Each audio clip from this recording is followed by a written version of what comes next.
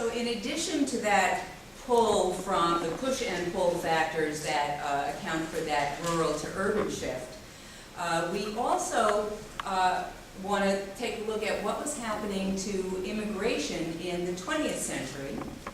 And this chart we're actually going to look at from the bottom up, starting with the earliest year, going back to that period of that first decade of the 20th century. And this is a period in which this is a different wave of immigration. These immigrants are coming from Southern and Eastern Europe. They're coming from places like Poland, Italy.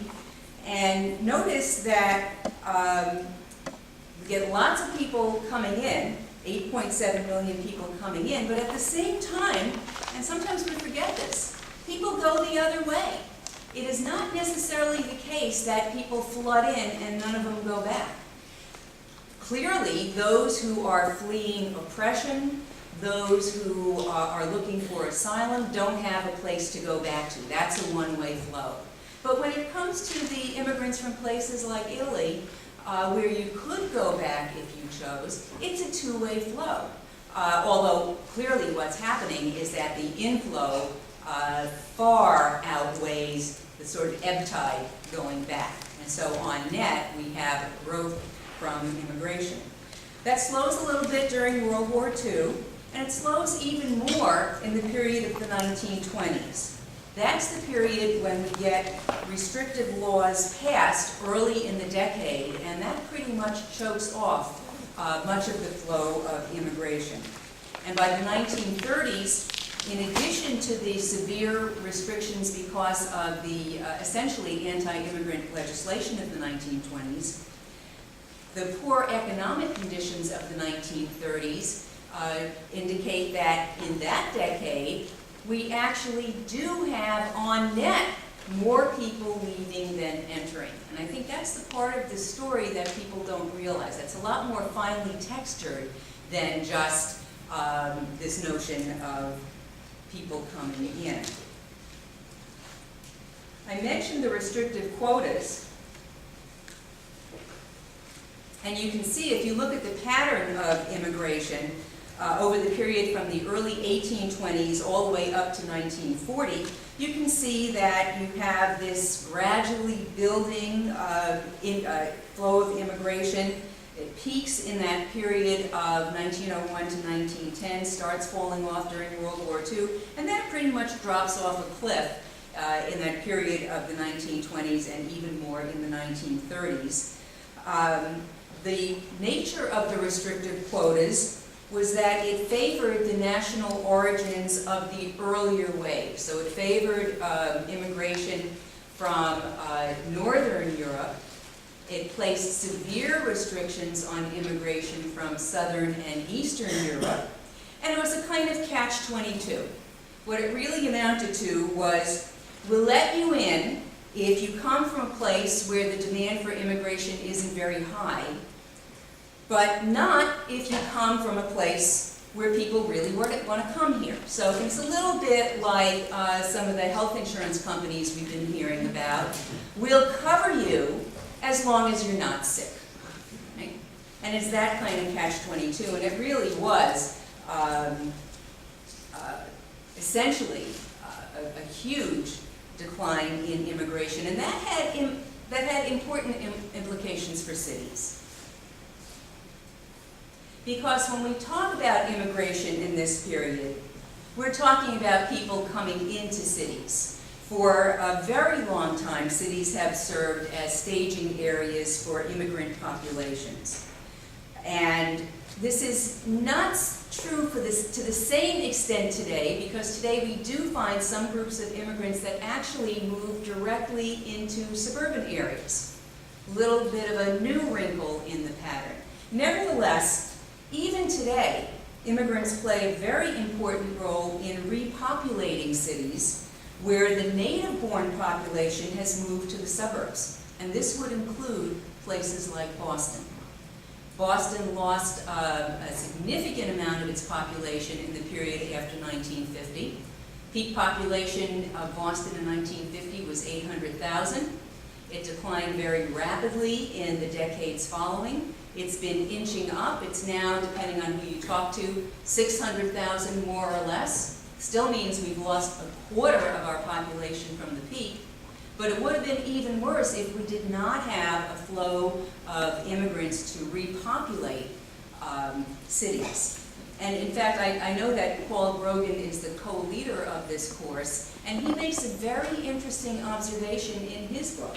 He says that the years that were the very worst for central cities, the years when it seemed like central cities were on the ropes, and that includes central cities like Boston and New York that are now doing much better. But the years that were really the toughest times for central cities were the years in which we had those restrictive anti-immigration laws and where that flow of repopulation didn't happen. And when that begins to change in the mid-1960s, we change the immigration laws, the flow of immigrants picks up starting in the 1970s, and it's really very important in the turnaround in those cities that have experienced a turnaround, and of course not all have.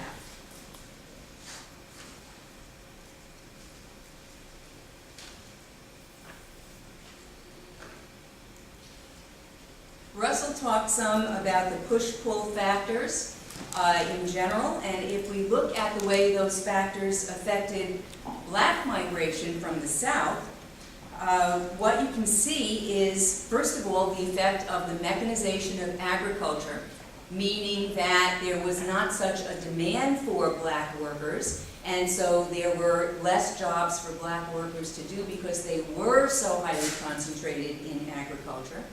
And then the expansion of industrialization outside of the South, especially during and after World War II. And so you can see those massive flows of the black population outside of the South going to places in the Northeast, the North Central, and the West. And again, this push-pull of the agricultural sector shedding workers and the rise of manufacturing during that era attracting workers who needed other places to go. Now, if you look at what happens to the pattern of urbanization over time, I'm going to show you some maps, and what I want you to do is pay attention to the dots. And so in the top map, you see there are very few dots, their diameter is relatively small, and they tend to be clustered mostly on the eastern seaboard, essentially the Atlantic seaboard, with maybe a couple of little dots elsewhere. And in fact, as you already know, the earliest cities in the United States were concentrated along the eastern seaboard. These were the places like Boston, New York, Philadelphia. And what happens over time, if you follow the dots, what happens over time is you're going to find a growth in the number of dots. So as we go along, you're going to see more and more dots as more and more places become cities, get that concentration of population. You're going to see that the pattern is going to spread from the Northeast and the Middle Atlantic. It's going to spread south. It's going to spread west. And you're also going to see that the diameters of the dots are going to increase. In other words, you're not just going to have compact cities. You're going to have metropolitan areas where the cities spread out and cover much wider ranges of territory. So just follow the dots as we go from the early 19th century to the late 19th century, where you can see more dots, bigger dots, sprinkling a little bit toward the west. And now look what happens as we move into the 20th century. Early 20th century, the dots get bigger and bigger. There's still relatively few of them outside of the Northeast and the industrial Midwest. But now you get to, the latest of these is in the 1970s. And you see that the dots are now enormous as we have metropolitan areas that cover, in the case of the New York metropolitan area, it covers parts of 3 states. Right? So in that media market, when the weather people come on, they'll talk about the weather for the tri-state area, because people are watching the same television stations in New Jersey and in Connecticut as in New York City. All right, so this is an enormous metropolitan area. We know in Boston, the metropolitan area is essentially eastern Massachusetts inside 495, except for the Cape and Islands. So you get this enormous growth as urban areas spread out and the suburbs spread out farther and farther. You get the growth in the number of areas as you see the growth in the south and the west. And so all of this is happening so that this most recent map up there looks a lot different from that little map that we started with a couple of dots in the northeast. And one question is, why did this happen? And we could spend a long time on that, but basically what we do is we try to think about two different kinds of forces acting on this. One is the effect of market forces, changes in technology, things like the advent of the automobile that make it possible for the suburbs to expand, the advent of air conditioning that makes places in the south and west a lot more attractive than they would have been. All right, so Houston with air conditioning is a whole different story than Houston without air conditioning. So part of it is market forces and the way people respond to those market forces. But part of it is also public policy, the kinds of decisions that were made at the federal level. Decisions about where to locate federal sites. Decisions about, one example we use in the book is how the Space Center got located in Houston, which was essentially a political decision. It was LBJ's baby, and LBJ brought it home. So it's partly public policy in that sense. It's also partly public policy in the sense of a commitment to build roadways that make it easier for suburbs to develop. A commitment to subsidize newly built single-family homes that makes it easier for people to move out to lower density. And so it's this combination that I think you'll be following up in class. It's this combination of the market forces and the public policy that interact to produce this very dramatic change in the pattern over time.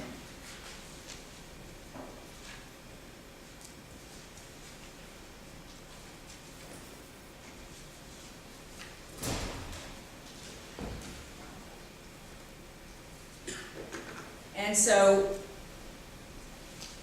one last indicator of what's been happening to the U.S. population, if you go back to 1790, only 5% of the population lived in cities. Currently, it's over 80% and growing. And it's not just that such a high percentage of the population lives in metropolitan areas. Even beyond that, over half of the population lives not only in metropolitan areas, but in the very largest metropolitan areas with population of 1 million or more. And so, as Barry was saying before, we could have spread ourselves evenly throughout the map, but for a variety of reasons, we tend to cluster into bunches. And a lot of those bunches are bunches that have a lot of us in very close proximity. And it's one of the things that makes the urban area so interesting to study. And I'm going to turn it back to Russ.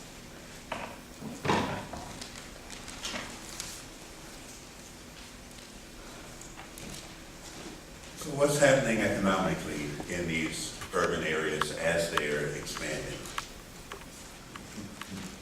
Well, I'm going to, in the next series, show you 3 different graphs. And I'm going to talk about each of the graphs. I don't assume that everyone here is totally fluent in what one economist called graphish, the language of graphs. So I'm going to explain a little bit about each of these graphs as we go along so that everybody will be able to see the significance of them and talk about what they mean to urban areas. First, before we get into this one, one of the things that was happening economically in urban areas as families moved in, as cities got more and more involved in industrial production, was that prices of production fell. Prices of production fell for various reasons. We've already talked about what those reasons were, but first, what is the effect of those falling prices? One is that it increased the well-being of people who are buying those goods. If you could buy more goods with the same amount of money, you're better off. The purchasing power of your dollars, as we would say in economics, would go up, and your standard of living would increase. So that's one effect. The second effect is that as the cost of production fell, this meant that the firms who produced the firms would be able to distribute their products more widely. That they could now compete across a larger market area, an area in which goods can be sold and still make it economically worthwhile. So exactly how do these lower costs come about? I'm going to talk first about a short-run average cost curve in particular, and focus upon that part of a curve. I'll be designating things with the laser here, and then turning back to the microphone because I know this is being recorded, and I don't want to muffle my voice by turning my back while I'm talking. Okay. Let me explain the idea of a short-run average cost curve in general.